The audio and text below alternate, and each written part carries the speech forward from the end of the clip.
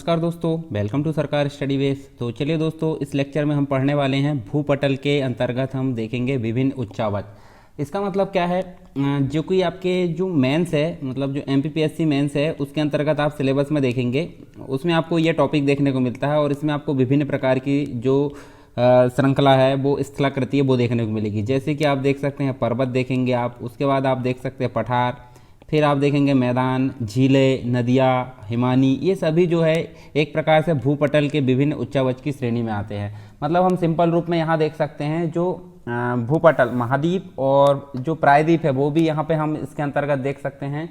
तो ये सारी चीज़ हम यहाँ पे देखने वाले हैं। तो चलिए यहाँ देख लेते हैं। सबसे पहले आपके सामने यहाँ पे कुछ इंपॉर्टेंट चीज़ें हैं, तो वो हम पहले देख लेते हैं। जैसे कि हम सबसे पहले बात करते हैं द्वीप की, महाद्वीप, प्रायद्वीप, झील, सागर, महासागर और खाड़ी। ये इनकी एक एक लाइन की हम डेफिनेशन देख लेते हैं और समझ लेते हैं।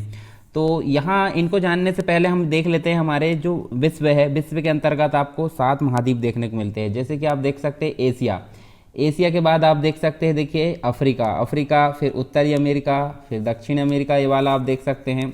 उसके बाद आप देख सकते हैं अंटार्कटिका, उसके बाद यूरोप है, यूरोप के बाद आप ऑस्ट्रेलिया देख सकते हैं। तो अब 7 महाद्वीप की अगर बात करूं मैं, तो यहाँ पे आपको 7 महाद्वीप के अंतर्गत सबसे पहले देखने को मिलता है एशिया, यानी कि सबसे बड़ा अगर बात करूं मैं तो एशिया आपके सामने दिखता है। तो जो एशिया है, एशिया विश्व का सबसे बड़ा महाद्वीप है, जो कि यहाँ हम देख सकते हैं। देखिए सबसे जो विश्व है, विश्व का सबसे बड़ा है, साथ में सभी धर्मों की भूमि इसको कहा जाता है, या आद्य भूमि इसको कहा जाता है। सभ्यता का पालना भी इसको कहा जाता है। सभ्यता का पालना क्यों कहा जाता है? क्योंकि इसी के अंतर्गत आप देख सकते हैं, देखिए मेसोपोटामिया की सभ्यता आपको देखने को मिलेगी, सिंधु सभ्यता देखने को मिलेगी, चीन की सभ्यता। तो ये सारी चीज़ मुख्य रूप से हमको यहाँ देखने को मिलती है। और इजिप्ट, जो मिस्र की सभ्यता, वो भी यहीं पे हमको इसके किनारे पर ही देखने को मिलती है। तो एक प्रकार से सभ्यता का पालना किसको कहा जाता है? एशिया को। सबसे बड़ा महाद्वीप है विश्व का, क्योंकि अधिकतर जो प्राचीन सभ्यता है यहाँ पे हमको नदियों के किनारे देखने को मिली। जैसे कि हम देख सकते हैं यहाँ पे सबसे पहले हम देख सकते हैं सिंधु नदी के किनारे हमको सिंधु सभ्यता देखने को मिली। उसके बाद दजला और फरात के अंतर्गत हमको मेसोपोटामिया की सभ्यता देखने को मिली, और चीन के अंतर्गत जो है चीन की सभ्यता देखने को मिली। नदी घाटियों में ही यहाँ पर सभ्यता विकसित हुई ही। इसके अलावा अफ्रीका की अगर बात करें तो अफ्रीका आपको सेकंड नंबर पर देखने को मिलता है। दूसरा सबसे बड़ा महाद्वीप है, जहाँ लगभग सभी जो युग है उनकी प्राचीनतम व नवीनतम संस्कृतियाँ यहाँ पर मिलती है। यह एकमात्र महाद्वीप है जहाँ हमको मुख्य रूप से देखने को मिलता है। देखिए कर्क रेखा भी यहाँ गुजरती है, विषुवत रेखा भी और मकर रेखा भी। तो यहाँ तीनों रेखाएं आपको गुजरती हुई दिखती है। जैसे आपको कर्क रेखा यहाँ से गुजरती हुई दिखेगी, ठीक है, मकर रेखा आप नीचे से देख सकते हैं, और जो ये विषुवत रेखा यहाँ से देख सकते हैं और मकर रेखा नीचे से। तो तीनों रेखा यहाँ से देखने को मिलती है गुजरती हुई। उत्तरी अमेरिका की अगर बात करें तो उत्तरी अमेरिका आपको तीसरे नंबर पर देखने को मिलता है। तीसरे नंबर का सबसे बड़ा महाद्वीप है उत्तरी अमेरिका, और इसको एक प्रकार से नई दुनिया का देश भी कहा जाता है। महाद्वीप जो है कि इसके दक्षिणी भाग में अनेक द्वीप स्थित है, जैसे कि हम देख सकते हैं यहाँ पे। तो इसको वेस्ट इंडीज का नाम दिया गया है, मतलब वेस्ट इंडीज के नाम से इसको जाना जाता है। और दक्षिण अमेरिका जो है एक प्रकार से देखें ये वाला, तो विश्व का चौथा सबसे बड़ा महाद्वीप है। यहाँ देख सकते हैं, देखिए उत्तरी अमेरिका और दक्षिण अमेरिका, यहाँ पे पनामा स्थल संधि देखने को मिलती है, और यहीं से जो पनामा नहर है वो स्थल को काटते हुए निकलती है। मतलब जो अटलांटिक को हिंद महासागर, जो प्रशांत महासागर है, मतलब ये प्रशांत महासागर और ये अटलांटिक, तो अटलांटिक को प्रशांत महासागर से जोड़ने का काम करती है पनामा नहर। तो ये चीज़ हम यहाँ देख सकते हैं।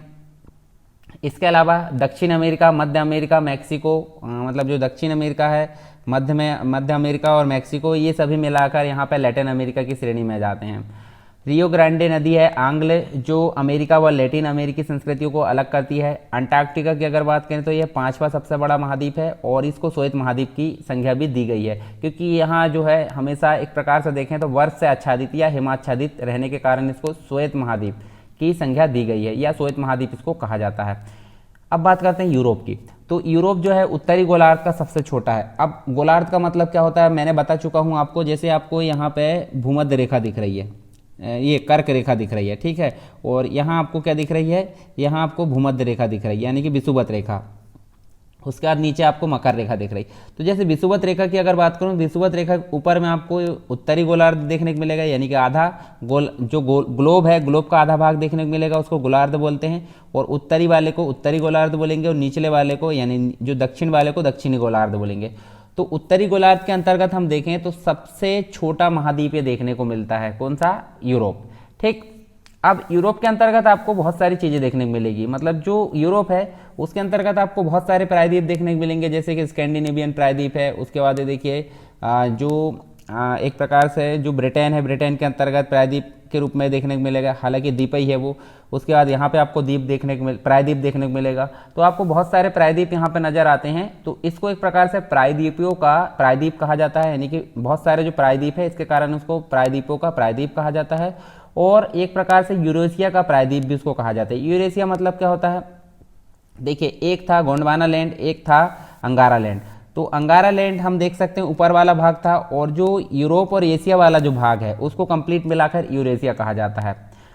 ऑस्ट्रेलिया की बात करते हैं तो ऑस्ट्रेलिया लास्ट है 7वें नंबर पर, मतलब ऑस्ट्रेलिया विश्व का सबसे छोटा महाद्वीप है और इसको द्वीपीय महाद्वीप भी कहा जाता है, क्योंकि यहाँ एकमात्र जो है मतलब पूरे कंप्लीट जो महाद्वीप है उसमें आपको एक ही कंट्री देखने को मिलेगी जो कि ऑस्ट्रेलिया है, तो इसलिए इसे द्वीपीय महाद्वीप भी कहा जाता है। यह महाद्वीप पूर्णतः दक्षिणी गोलार्ध में स्थित है, क्योंकि देखिए मकर रेखा जो है यहाँ से गुजरती है, क्योंकि यहाँ देखिए विषुवत रेखा के नीचे आपको ये देखने को मिलेगा। इसके अलावा ऑस्ट्रेलिया, न्यूजीलैंड व आसपास के जो द्वीप है उनमें संयुक्त रूप से अगर देखें तो यहाँ पे इसको बोला जाता है ऑस्ट्रेलेशिया, तो ये आपको ध्यान में रखना है। अब यहाँ देख लेते हैं हम द्वीप की बात करते हैं। चलिए, द्वीप क्या होता है? जैसे मान लीजिए कोई ये जमीन है, मतलब ये जमीन का कुछ भाग है जो आसपास से जल से घिरा है, उसको क्या बोलेंगे? द्वीप। और महाद्वीप किसको बोलेंगे? जो द्वीप है वही बहुत बड़े आकार में हो जाए तो उसको महाद्वीप बोलते हैं। जैसे कि हम देख सकते हो उत्तरी अमेरिका, दक्षिण America, Africa, Asia, Europe, Australia, महाद्वीप हमने देख लिए। अब प्रायद्वीप की बात करते हैं तो प्रायद्वीप मतलब जैसे हमारा भारतीय प्रायद्वीप है जो कि 3 तरफ से जल से घिरा है, एक तो नीचे से, एक राइट साइड में और एक लेफ्ट साइड में। ऐसा भूभाग जो 3 तरफ से जल से घिरा हुआ हो उसको बोलते हैं प्रायद्वीप। अब झील की बात करें तो झील है द्वीप से टोटल उल्टी, जैसे यहाँ पे क्या था? स्थल था यहाँ पे द्वीप में, परंतु यहाँ पे अब जल है। ऐसा जल का भाग जो आसपास से भूमि से घिरा हो उसको बोलते हैं झील। अब सागर झील का ही बड़ा भाई बोल सकते हैं, जैसे हम देख सकते हैं कैस्पियन सागर है, तो ये जो मृत सागर है ये सभी क्या है? झील से बड़े भाग है। उसके बाद और बड़ा कर दिया जाए तो वो महासागर बन जाते हैं, जैसे कि हम बोल सकते हैं प्रशांत महासागर, अटलांटिक महासागर, हिंद महासागर, ये सभी जो है महासागर है। अब खाड़ी की बात करते हैं। जैसे हमने यहाँ प्रायद्वीप देखे थे, तो प्रायद्वीप क्या था?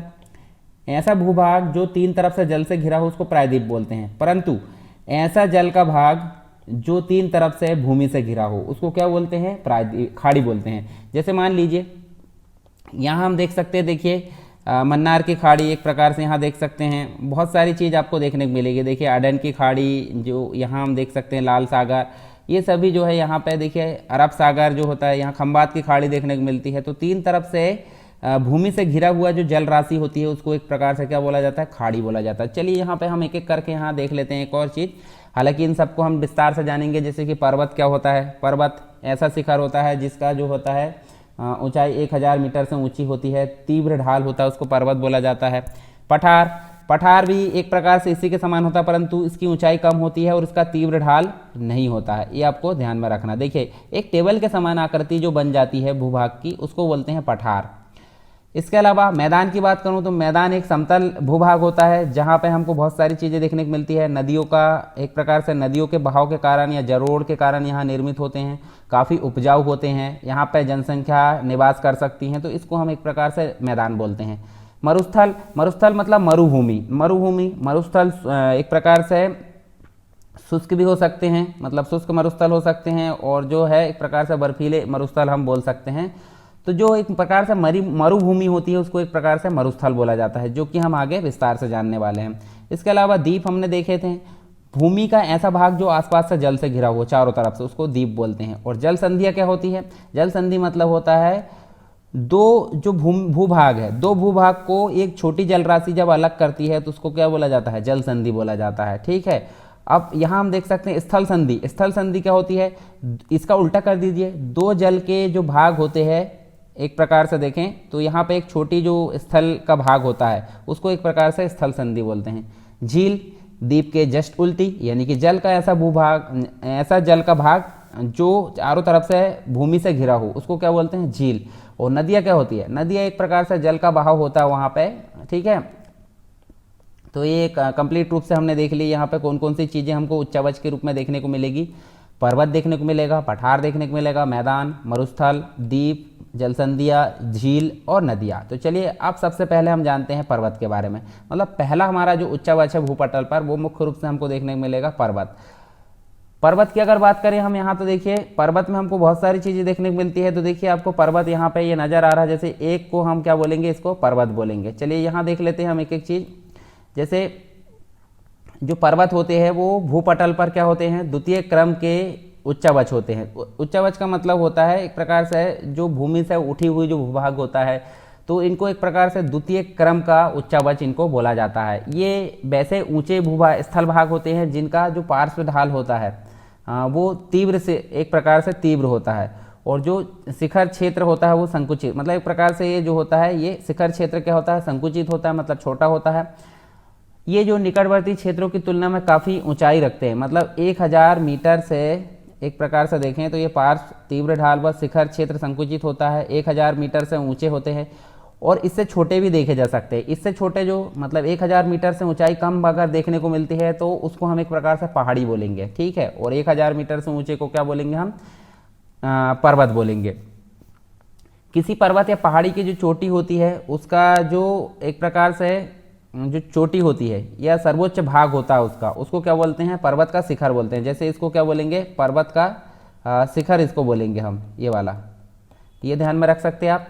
इसके अलावा हम देख सकते हैं एक ही काल में, मतलब जो बहुत सारे काल हुए हैं पृथ्वी भूभाग का जो विकास क्रम है हमने देखे थे, जैसे कार्बोनिफेरस है, परमिनियन काल, हर्सियन काल, बहुत सारे जो काल हुए। तो एक ही काल में निर्मित तथा एक सक्रिय जो पेटी होती है उसमें विस्तृत जो पर्वत एवं पहाड़ियों के क्रम होते हैं। जैसे एक ये पर्वत हो गया, ये पर्वत हो गया, पहाड़ी हो गई। तो एक प्रकार से ये जो क्रम आपको दिख रहा है, ये क्रम को हम क्या बोलेंगे, इसको बोलेंगे पर्वत श्रेणी, पर्वत श्रेणी इसको बोलेंगे।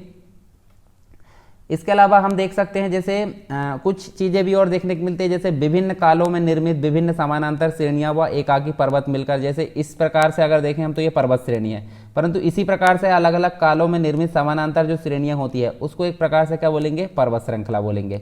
तो हमने यहाँ देखे द्वितीय क्रम के उच्चावच होते हैं, ठीक है, जिनका जो तीव्र जो ढाल होता है वो एक प्रकार से संकुचित होता है, 1000 मीटर से ऊंचे इनकी ऊंचाई होती है, परंतु कम ऊंचाई वाली पहाड़ी कहलाती है। पर्वत शिखर ये देखें, पर्वत श्रेणी, ये सभी चीज़ों से मिलकर यानी पहाड़ मतलब पर्वत और जो पहाड़ी है उनसे मिलकर ये पर्वत श्रेणी बनती है। और पर्वत श्रेणियों की अगर बात करें तो उनसे अधिक मिलकर मतलब पर्वत श्रेणियाँ एक से अधिक हो जाए और समानांतर क्रम में हो उनका निर्माण, तो यहाँ पर अलग अलग कालों में, तो उसको एक प्रकार से पर्वत श्रृंखला बोलेंगे। चलिए आगे देख लेते हैं हम कुछ और चीज़ें। जैसे पर्वत श्रृंखला हमने देखे तो एक पर्वत समूह जो होता है पर्वत तंत्रों का वह भाग होता है जिसमें कई युगों में निर्मित पर्वत व पहाड़ियाँ पाई जाती है। कॉर्डिलेरा के अंतर्गत कई पर्वत समूह व पर्वत तंत्र शामिल किए जाते हैं। उत्तरी अमेरिका की अगर बात करें तो उत्तरी अमेरिका का प्रशांत तटीय पर्वतीय जो भाग है रॉकीज हमने देखे थे, जो उत्तरी अमेरिका के अंतर्गत सबसे बड़ी पर्वत श्रृंखला होती है। तो रॉकीज कॉर्डिलेरा का मतलब एक प्रकार से बेस्ट उदाहरण मान सकते हैं। अब पर्वतों का वर्गीकरण के अंतर्गत हमको कुछ चीज़ें देखने को मिलती है। तो यहाँ पे हमको 3 प्रकार से पर्वतों का वर्गीकरण देखने को मिलता है, जैसे कि हम देख सकते हैं यहाँ पे संरचना के आधार पर, ठीक है, संरचना मतलब उनके आकार प्रकार के आधार पर। उसके बाद पर्वत निर्माणकारी घटनाओं के आधार पर, घटनाओं के आधार पर मतलब प्री कैम्ब्रियन काल, कॉलिडोनियन, हर्सिनियन, अल्पाइन, ठीक है। और यहाँ संरचना के आधार पर देखने को मिलेगा आपको मोड़दार या बलित पर्वत, अवरोधी या ब्लॉक पर्वत, गुंबदाकार पर्वत, जिसके अंतर्गत हम देख सकते हैं ज्वालामुखी पर्वत भी होते हैं या संग्रहित पर्वत भी होते हैं, मिश्रित पर्वत या जटिल पर्वत, और इसके बाद देखेंगे अवशिष्ट पर्वत। और भूसन्नति मतलब होता है 2 बड़े जो भूभाग होते हैं उसके बीच में एक छोटा सा जल का भाग होता है, एक प्रकार से वो क्या कहलाता है, जैसे टैथिस सागर का उदाहरण आप ले सकते हैं। तो उसमें भूसन्नति के कारण क्या निर्मित हुआ, भूसन्नति के कारण यहाँ बलन उत्पन्न हुआ, बलन से क्या हुआ, हिमालय जो पर्वत श्रृंखला उसका यहाँ विकास हुआ है।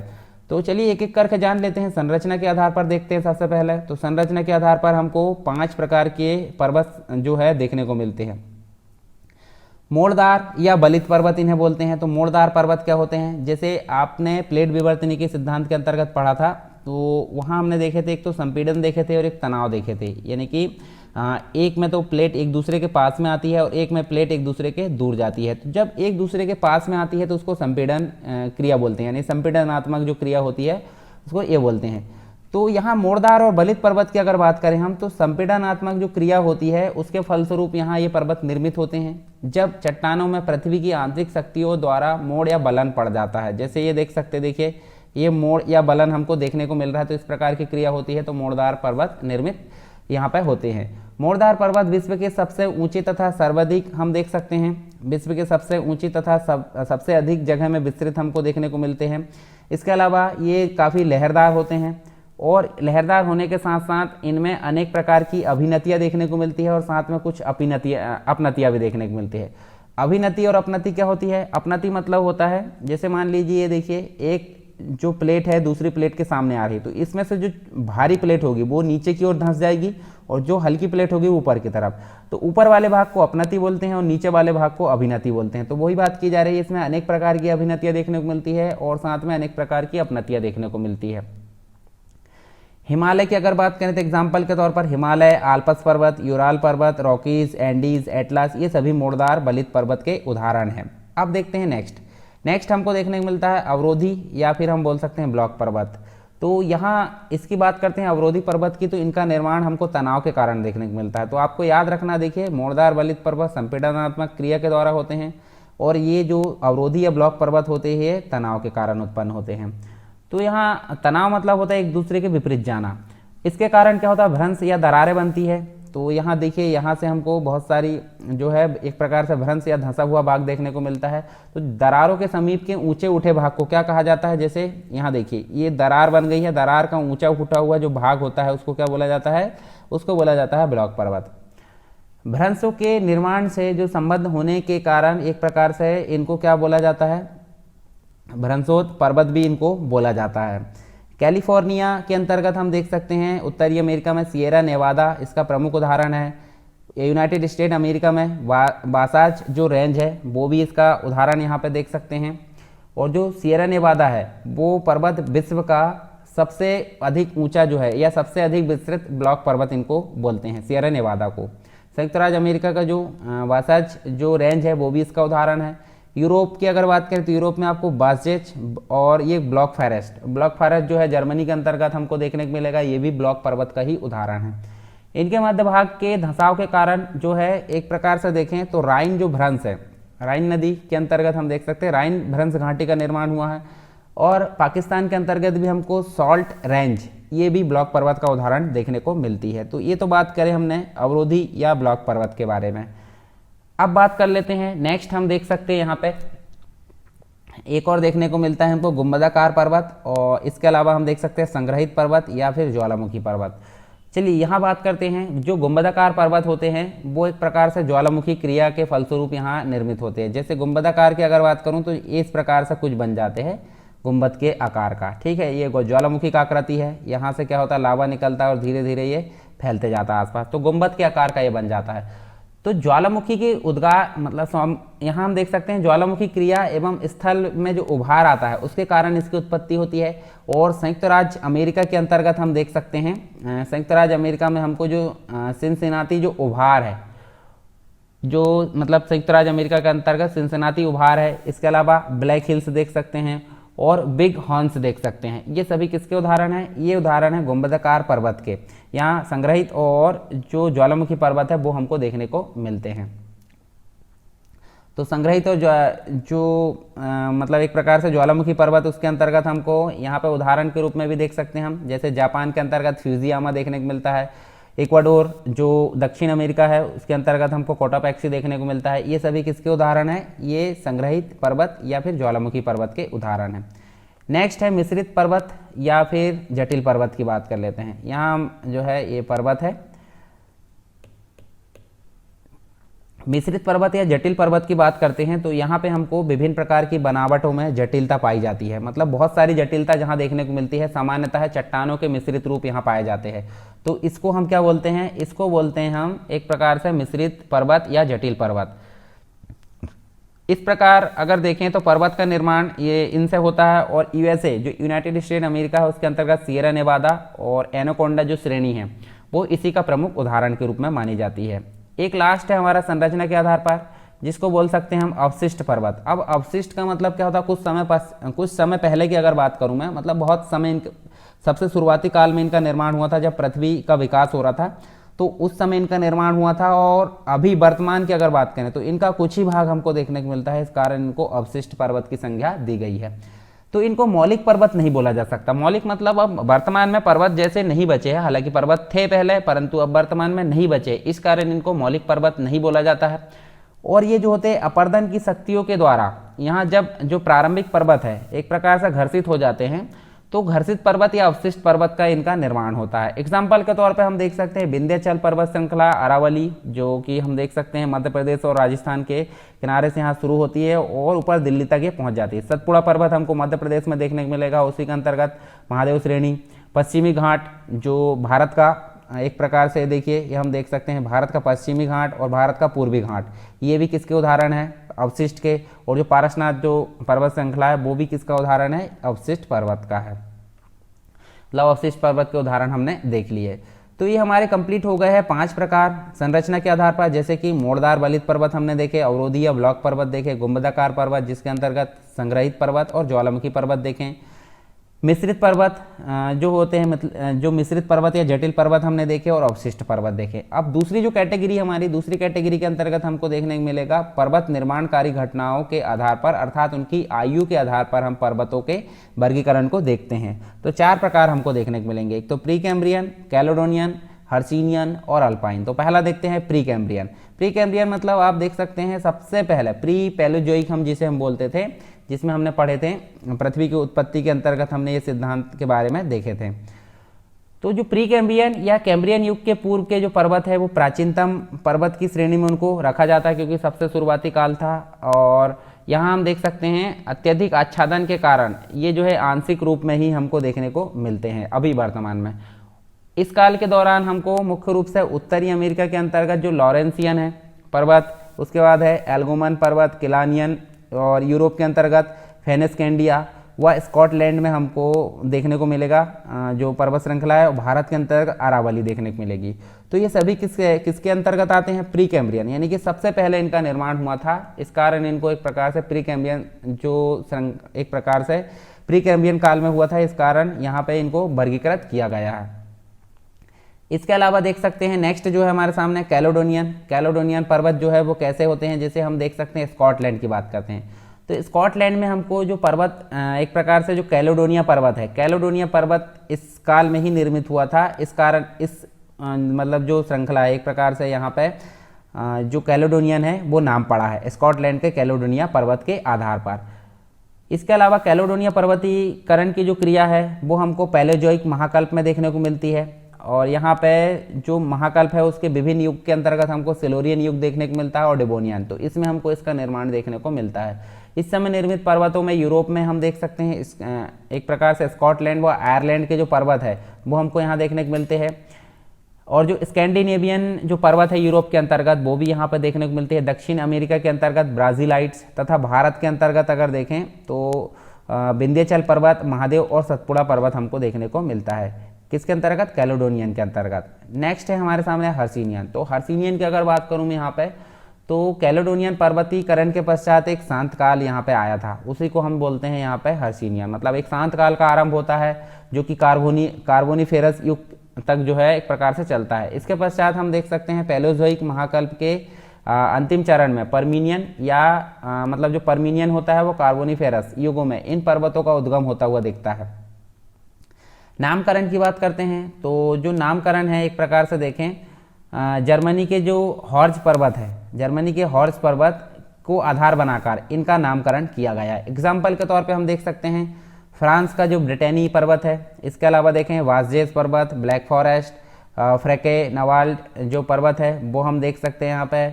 एशिया में अल्ताई देख सकते हैं, तिएनशान, नॉनशान, अलाई और ट्रांस अलाई, आमूर व गोबी जो है वो हम देख सकते हैं। उत्तरी अमेरिका की बात करें तो अपलेसियन पर्वत यहाँ पे हमको देखने को मिलता है हर्सिनियन काल का।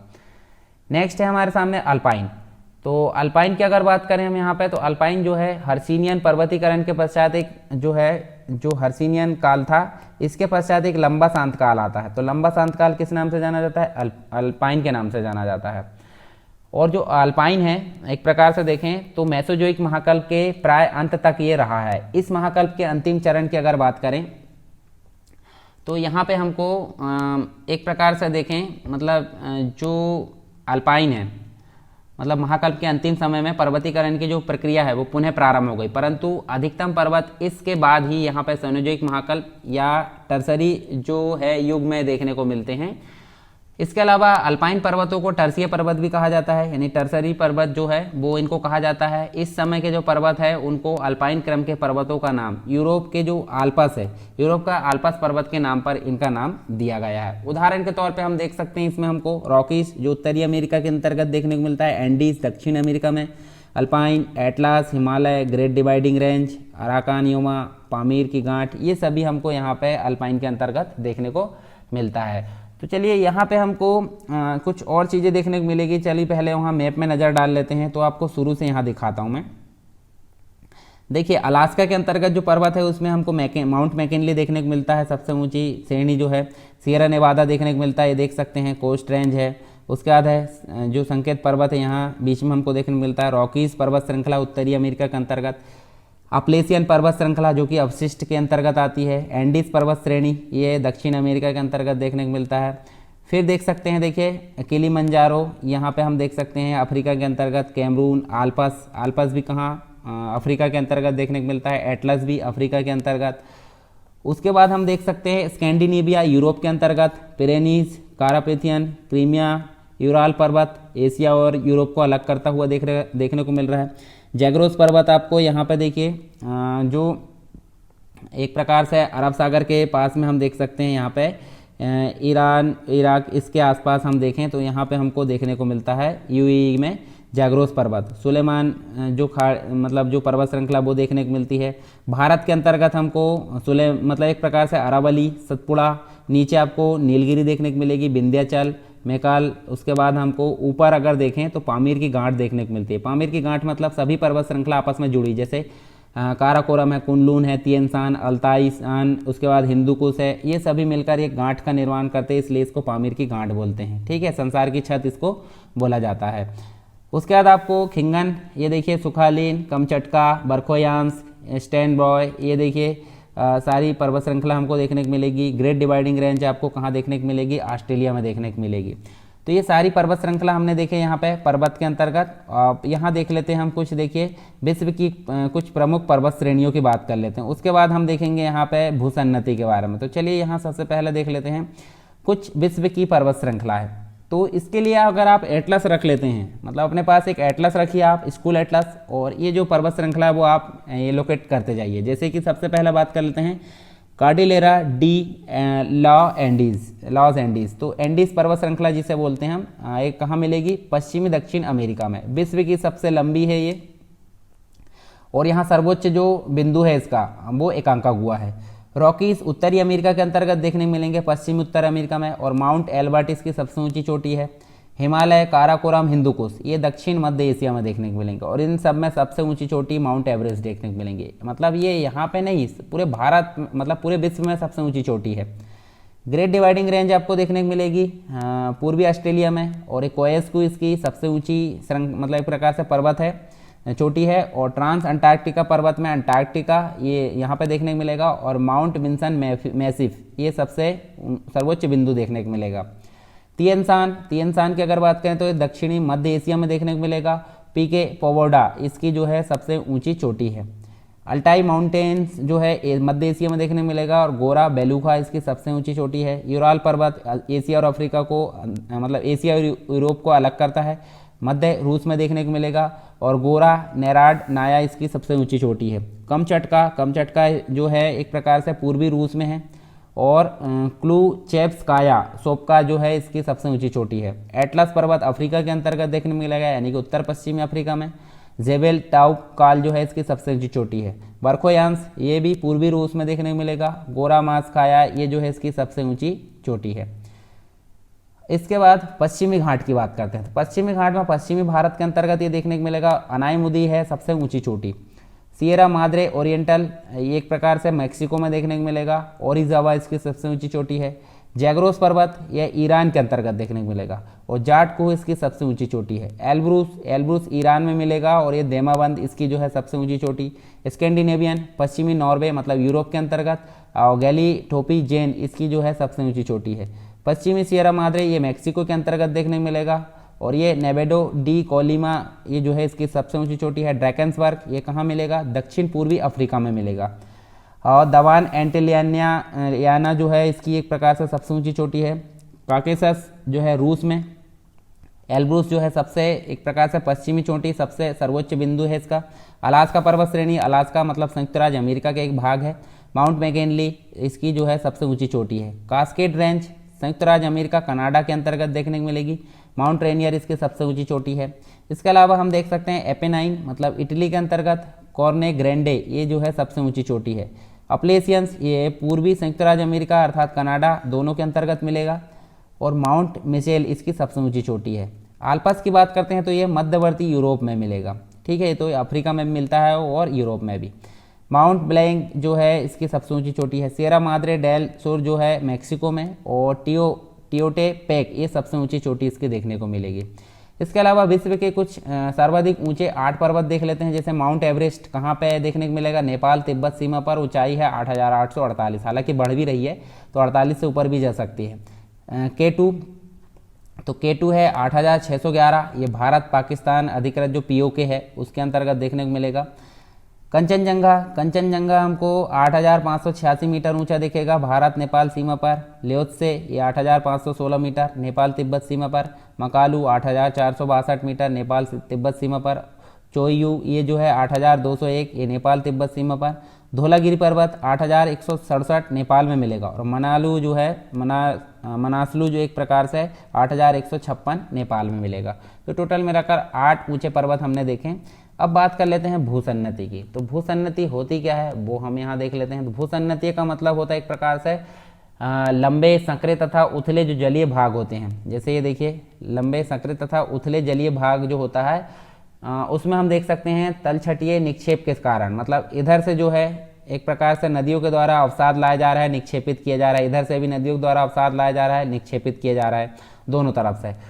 तो तलछटीय निक्षेप के साथ साथ तली में क्या होता है? धंसाव होता है। और यहाँ पे मुख्य रूप से हमको इस प्रकार से मोड़दार पर्वत देखने को मिलेंगे, जैसे कि हिमालय की बात करते हैं। तो ये जो भूसन्नति है एक प्रकार से टैथिस सागर था, कहाँ पे?